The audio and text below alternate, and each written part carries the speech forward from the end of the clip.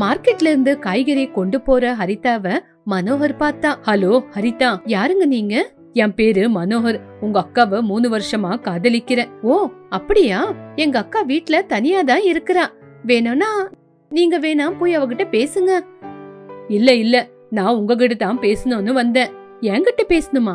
ஆமா, உங்க அக்கா கிட்ட போய் நம்ம 2 பேரும் கல்யாணம் பண்ணிக்கலாம்னு சொன்னா என் தங்கச்சி கல்யாணம் ஆகல, அவ தனியா வீட்ல இருக்கா, அதனால என் தங்கச்சிக்கு கல்யாணம் ஆனாதான் நான் உங்களை கல்யாணம் பண்ணிக்குவேன்னு சொல்றா. மாமா மாமா அப்படின்னு சொன்ன உடனே மனோகர் ரொம்ப சந்தோஷப்பட்டான். நீ மாமான்னு கூப்பிடும்போது ரொம்ப நல்லா இருக்கு. இனிமே நான் உங்களை மாமான்னு தான் கூப்பிடுவேன். ஹரிதா, இந்த கல்யாணத்துக்கு ஒத்துக்கிட்டியா? நான் மட்டும் இல்ல, எங்க அக்காவையும் ஒத்துக்க வைக்கிறேன். 3 வருஷமா எங்க அக்காவை நீங்க காதலிக்கிறீங்க அப்படின்னும் போது எங்க அக்கா மேல நீங்க எவ்வளவு அன்பு வச்சிருப்பீங்க எனக்கு நல்லா தெரியும். உங்க கல்யாணத்தை பத்தி யோசிக்காதீங்க, எங்க அக்கா கிட்ட நான் பேசுறேன். ஆனா மாமா, என் அக்காவை ரொம்ப பாசமா பத்திரமா பாத்துக்கணும். எங்க அம்மாவை எவ்வளவு நல்லா பாத்துக்குவேனோ அதே மாதிரி சந்திரிகாவை பாத்துக்குவேன். அது மட்டும் இல்ல அம்மா, நீங்க அக்காவை நல்லபடியா பாத்துக்குவீங்கன்னு எனக்கு உங்க மேல நம்பிக்கை இருக்கு. நீங்க கவலைப்படாம வீட்டுக்கு போங்க. நான் எங்க அக்காவை கல்யாணத்துக்கு ஒத்துக்க வைக்கிறேன். சரி ஹரிதா, எனக்கும் உங்க அக்காவுக்கும் கல்யாணம் ஆனதுக்கு அப்புறம் நானும் அக்காவும் சேர்ந்து உனக்கு நல்லபடியா கல்யாணம் பண்ணி வைக்கிறோம். சரிங்க மாமா. அப்படி சொன்ன உடனே மனோகர் வீட்டுக்கு பைக்ல கிளம்பி போனான். ஹரிதா வீட்டுக்கு வந்து சந்திரிகா கிட்ட பேச ஆரம்பிச்சா. சரி ஹரிதா, நான் கல்யாணத்துக்கு ஒத்துக்கிறேன். அந்த வார்த்தையை கேட்ட உடனே ஹரிதா ரொம்பவே சந்தோஷப்பட்டா. உடனே சந்திரிகா, ஆனா ஒரு கண்டிஷன். கண்டிஷனா? எனக்கு அந்த கண்டிஷன், நான் கல்யாணம் பண்ணிக்கிட்டு மாமியார் வீட்டுக்கு போனா நீனும் வரணும். என்னது, நானும் உன் கூட வரணுமா? நான் எப்படிக்கா உன் கூட அத்தை வீட்டுக்கு வர முடியும்?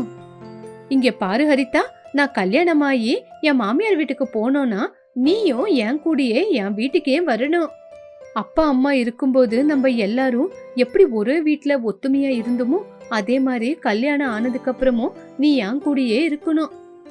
அக்கா கிட்ட இப்ப நான் வரமாட்டேன்னு சொன்னா அக்கா கல்யாணத்துக்கு ஒத்துக்க மாட்டா.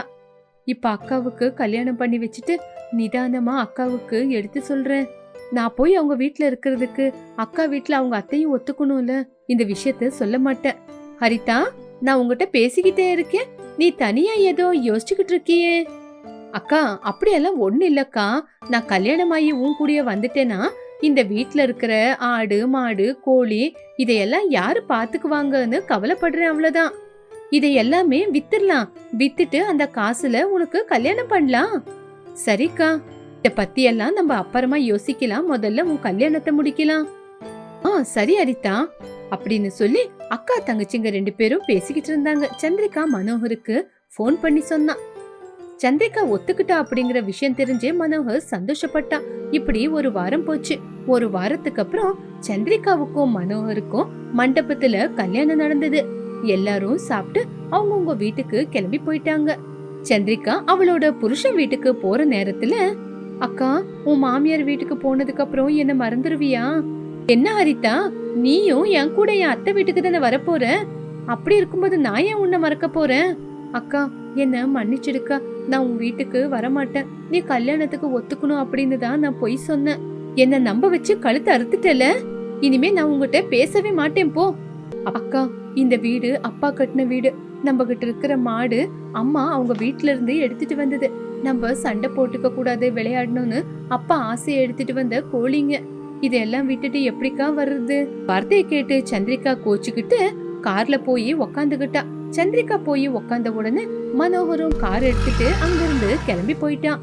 எல்லாரும் கிளம்பி போனதுக்கு அப்புறம் சந்திரிகா அந்த வீட்ல தனியா நின்னுக்கிட்டு கவலைப்பட்டுக்கிட்டு இருந்தா. அன்னைக்கு நைட்டு கட்டில ஹரிதா தனியா படுத்திருந்தா. எப்பவுமே அக்கா கூட இருந்து தூங்குறவ அன்னைக்கு அக்கா இல்லாம ஹரிதாவுக்கு தூக்கமே வரல. இந்த பக்கம் சந்திரிகா அவளோட புருஷன் வீட்ல சந்தோஷமா வாழ்க்கையை நடத்திக்கிட்டு இருந்தா. ஆனா ஹரிதா மட்டும் யாருமே இல்லாம தனியா ஒண்டியா வயலு வேலை வீட்டு வேலை எல்லாம் செஞ்சுக்கிட்டு கஷ்டப்பட்டுக்கிட்டு இருந்தா. அவளை பாக்குற ஊரு ஜனங்க, பாவம் அக்கா இல்லாம தங்கச்சி தனியா ஒண்டியா வாழ்க்கையை நடத்துறாளே அப்படின்னு கவலைப்பட்டுக்கிட்டு இருந்தாங்க. இன்னும் சில பேர், பரவாயில்ல, பெரிய பொண்ணா வளர்ந்து அக்காவுக்கே கல்யாணம் பண்ணி வச்சிருக்கா, பெரிய பொறுப்பு வந்திருக்குன்னு நினைச்சாங்க. ஊரு ஜனங்க அடிக்கடிக்கு ஹரிதா கிட்ட போய் பேசிக்கிட்டு இருந்தாங்க. சந்திரிகா மாமியார் வீட்டுக்கு போனதுக்கு அப்புறம் ஹரிதா கிட்ட பேசுறதுக்கு அந்த வீட்ல யாருமே இருக்கல. அந்த வீட்ல அவ ஒத்தையிலேயே இருந்தா. பசுமாடு கண்ணுல பாக்குற அம்மாவோட அன்பும் அவ கூட விளையாடுற அந்த கோழிங்களை பார்த்து அவ சந்தோஷப்பட்டுக்கிட்டு இருந்தா. பாட்டு பாடிக்கிட்டு மாடுங்களுக்கு புல்லு போட்டு அதுங்க கூட விளையாண்டுகிட்டு இருந்தா. மாடுங்களும் பாட்டு கேட்டுக்கிட்டு புல்ல சாப்பிட்டுக்கிட்டு இருந்ததுங்க. அக்கா கல்யாணமாயி புருஷன் வீட்டுக்கு போனதுக்கு அப்புறம் நான் தனியா இருக்கிறேன்னு எனக்கு தோணவே இல்லை. ஏன்னா என் அம்மாவோட பாசத்தை நான் உன் கண்ணுல பாக்குறேன் அப்படின்னு சொன்ன உடனே பசுமாடு தலையாட்டின மாதிரி இருந்துச்சு. அத பார்த்து ஹரிதா ரொம்ப சந்தோஷப்பட்டா. பசுமாடும் சந்தோஷப்பட்டுச்சு. பால் கறந்து ஹரிதா மங்கம்மா வீட்டுக்கு பால் கொடுக்க போனா. என்ன ஹரிதா, நீ இன்னும் எவ்வளவு நாளுன்னு இப்படியே ஒத்தையிலே இருக்க போற? கூடிய சீக்கிரம் கல்யாணம் பண்ணிக்க வேண்டியது தானே? ஐயோ, யாரோ எதுக்கத்த, உங்க பையன் மல்லேஷன் இருக்கான்ல, அவனே எனக்கு கல்யாணம் பண்ணி வச்சிருங்க. அதுக்கப்புறம் நானும் இதே வீட்ல கால் மேல கால் போட்டுக்கிட்டு நல்லா தர்பாரா இருக்கலாம்ல. ஐயோ, ஏமா, நானும் என் பிள்ளையும் சந்தோஷமா இருக்கிறது உனக்கு பிடிக்கலையா? நாங்க இன்னும் கொஞ்ச நாள் சந்தோஷமா இருக்கணும். பாத்தீங்களா, உங்க வேலைய நீங்க பார்த்தா போதும். நான் தனியா இருந்தா உங்களுக்கு என்ன, கல்யாணம் பண்ணிக்கிட்டு இருந்தா உங்களுக்கு என்ன? உங்களுக்கு பால் வேணும், எனக்கு காசு வேணும், அவ்வளவுதான். நம்ம நடுவுல வேற எந்த விதமான சம்பந்தமும் இல்ல. முதல்ல பால் வாங்கின காசை கொடுங்க. ஐயோ, குடுக்கறேமா, காசு கொடுக்காம எங்க போயிடுவேன் அப்படின்னு சொன்ன உடனே ஹரிதாவும் அங்கிருந்து கிளம்பி போயிட்டா. இப்படி ஒரு நாள் ஹரிதா வெளியே நின்னுக்கிட்டு ஹரிதாவோட வாழ்க்கை பசுமாடு கிட்ட பேசுறது, அங்க இருக்கிற கோழிங்க கூட விளையாடுறது அப்படின்னு கொஞ்ச நாள் இப்படியே அவளோட வாழ்க்கை போய்கிட்டு இருந்தது. அவளுக்கு இருக்கிற கஷ்டத்தை மாடு கிட்ட கோழி கிட்ட சொல்லி சமாதானம் படுத்திக்கிட்டு இருந்தா. கோமாதா, பாத்தியா, அக்கா கல்யாணமாயி அவளோட புருஷன் வீட்டுக்கு போய் இத்தனை நாள் ஆச்சு. நான் எப்படி இருக்கேன்னு ஒரு தடவை கூட வந்து பாக்கல. எனக்கு ஒரு போன் கூட பண்ணி பேசல. இன்னும் எவ்வளவு நாளுன்னு தான் நான் தனியாவே இருக்கிறது? எனக்குன்னு நிறைய பொறுப்புங்க இருக்கு. அப்படி அன்னைக்கு சாயங்காலம் பசுமாடு கிட்ட சொல்லி கண்ணீர் விட்டுக்கிட்டு இருக்கும் போது அதே நாள் சாயங்காலம் மனோகர் ஹரிதாவுக்கு கால் பண்ணா. ஹரிதா, உங்க அக்காவுக்கு ரொம்ப ஜுரம் அடிக்குது, ஒரு தடவை உங்க அக்காவை வந்து பாத்துட்டு போ.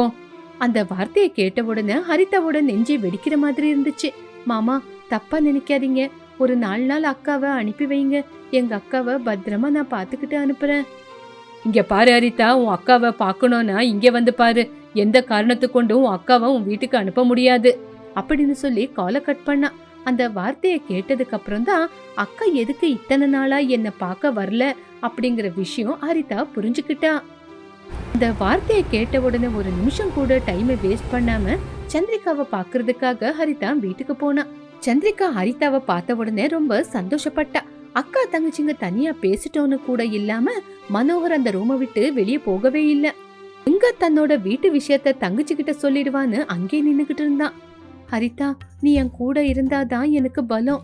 அந்த வார்த்தையை கேட்ட உடனே, மாமா, நீங்க கொஞ்சம் வெளியே போறீங்களா? இல்ல இல்ல, நான் இங்கதான் இருப்பேன். இங்க பாருங்க, கொஞ்சம் வெளியே போங்க, எனக்கு தனியா எங்க அக்கா கூட பேசணும் அப்படின்னு ஹரிதா சத்தம் போட்டு சொன்ன உடனே மனோகர் பயந்துகிட்டு வெளியே போனா. கொஞ்ச நேரம் அக்கா தங்கச்சிங்க 2 பேரும் மனசு விட்டு பேசினாங்க. அதுக்கப்புறம் 2 பேரும் சமாதானமானாங்க. அக்காவுக்கும் ஜுரம் போயிடுச்சு. அத பார்த்த மனோகர் அக்கா தங்கச்சிங்குள்ள எவ்வளவு பாசம் இருக்குன்னு புரிஞ்சுக்கிட்டான். அன்னையில இருந்து சந்திரிகாவை நல்லா பாத்துக்கிட்டான். சந்திரிகா மனோகர் சந்தோஷமா வாழ்க்கை நடத்தினாங்க. இந்த பக்கம் ஹரிதா மட்டும் அவளோட வீட்டுல தனியா இருந்தா. பசுமாடு கூட கோழி கூட பேசிக்கிட்டு அவளோட வாழ்க்கையை நடத்திக்கிட்டு இருந்தா. அந்த பசுமாடும் கோழிங்களும் நாங்க இருக்கிறோம், நீ கவலைப்படாத அப்படின்னு தைரியத்தை குடுக்கற மாதிரி இருந்தது.